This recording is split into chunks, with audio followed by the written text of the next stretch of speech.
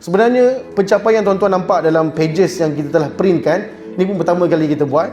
Pelajar dapat 8A, kita buat straight A. Pelajar dapat syahadah ula, baca 30 juzuk sehari, pelajar dah khatam 20 juz sehari. Semua itu adalah hasil sinergi 3 benda.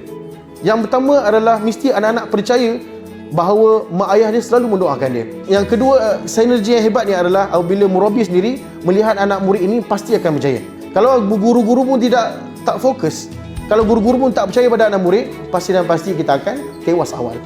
Dan yang ketiga, yang terakhir sekali adalah sebenarnya kepercayaan ibu bapa kepada guru-guru untuk mentarbiyah anak-anak. Jikalau 3 perkara ini, sinergi ini memberi kesan yang baik, insya-Allah Al-Fatih akan pergi lebih jauh.